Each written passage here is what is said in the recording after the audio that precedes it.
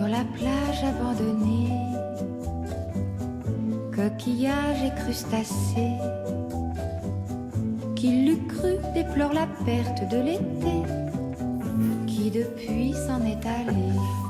Là, l'été, pour l'instant, il est bien Ouais, là. Hein. il est bien là. Il est bien installé. Bonjour Loïc Ballet. Bonjour. Le Tour de France vient de s'achever hier. Le vôtre continue. Ah bah, oui, je Et pensais que ça vous les arrêter sur les Champs-Élysées hier, et en fait non, ça Vous continue. sillonnez avec votre triporteur la France. Et là, nous allons du côté de Vannes, Eh oui. Morbihan. On va dans le Morbihan, on va du côté parler de des la moules. Bretagne. On va parler de moules, parce que la mythiliculture est vraiment un des points forts de la pêche française. Dites-moi ça parce que quand même... Mythiliculture. Mythiliculture. Je me suis entraîné depuis ce matin, là, Ça, depuis c'est le lever. fort, Voilà. c'est fort et ça impressionne. Voilà. Et alors après, vous êtes mythiliculteur, si vous produisez des moules, Bien par sûr. exemple. Et alors, il y a deux procédés. Il y a un premier procédé, la moule de Bouchot. Tout le monde connaît, vous savez. C'est une moule qu'on va mettre sur pieux, c'est-à-dire que les pieux sont plantés sur la plage, et puis à marée basse, ils vont être découverts, et c'est sur ces pieux que viennent se fixer les moules. Ça, c'est la culture classique. Et puis, il y a la moule sur corde. Et alors là, c'est plus rare déjà, ils sont très peu nombreux. C'est-à-dire que ce sont des filières, des cordes qui vont être mises dans la mer et les moules vont venir se fixer dessus. Et après, on n'a plus qu'à relever les cordes et accueillir les moules. C'est plutôt pas mal, ça. Voilà. Alors nous sommes allés voir justement un chef, Maxime Nouaille, qui lui est à la pointe de Rochevillaine. On n'est pas très très loin de Vannes, pas très loin du Croisic. Et là-bas, on est allé cueillir ces moules puisque ce chef a plus d'une 60aine de producteurs avec lesquels il travaille dans sa cuisine. Et ça, je dis chapeau. Regardez.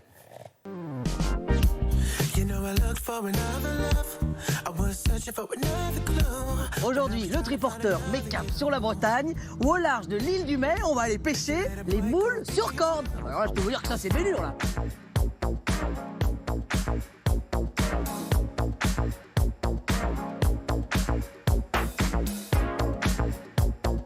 Moi, j'ai un triporteur, vous avez un bateau, c'est ça? Alors, là, c'est la Bretagne, c'est ça? C'est ça. De l'autre côté, Bah, c'est la Loire-Atlantique et la Bretagne. Atlantique. Et alors, au milieu, il y a les plus belles moules de la Terre, c'est ça? C'est ça. Presque. Non, c'est non. les plus belles. Ah oui, bah voilà. C'est les plus belles. Voilà. Bon, on s'est pas trompé, hein. On a tout dit, Jordan, ou pas? C'est parfait, il manque rien.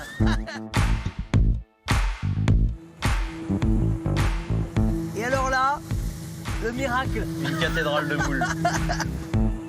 Donc ce sont des grandes cordes, en fait. Là, c'est ça. Et de chaque côté de ces bouées, on va mettre ce qu'on appelle une descente. D'accord. Alors, une descente, ça mesure 4 mètres. Et sur ces descentes-là, sont fixés le naissin de moule. Et c'est cette manière-là de l'élever, en fait, qui va faire qu'elle est plus musclée, plus charnue. Alors en fait, l'élevage sur corde, c'est une technique qui permet de laisser les moules dans l'eau 24 heures sur 24.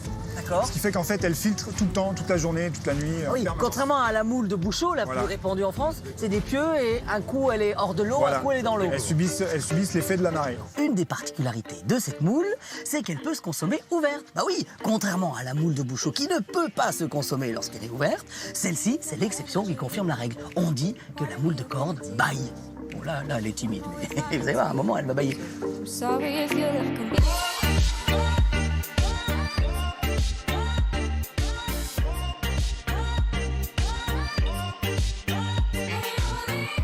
Là, on se dit que rien n'arrête le triporteur. Non, Il marche sur l'eau. il marche sur l'eau, il roule sur l'eau. On récupère des tomates de notre jardin qui sont un peu abîmées. C'est-à-dire que la tomate qui est au bord de l'éclatement, qui a trop pris le soleil, Voilà. qu'on va pas prendre pour la salade, là, on va la mettre dans notre préparation. Voilà. Et on fait cuire pendant une trentaine de minutes pour que l'eau et la tomate se mélangent entièrement pour avoir Il y a un transfert d'arôme comme Voilà, ça, là. c'est ça. Ah oui. Et les moules, on va les faire cuire à l'intérieur. Dans l'eau de tomate.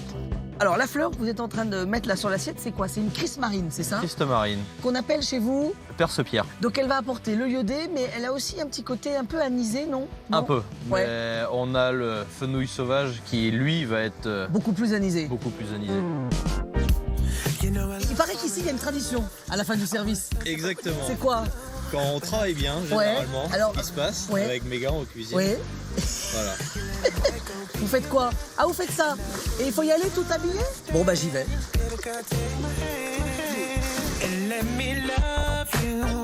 Bon, je crois qu'on avait dit, le triporteur, les pieds dans l'eau.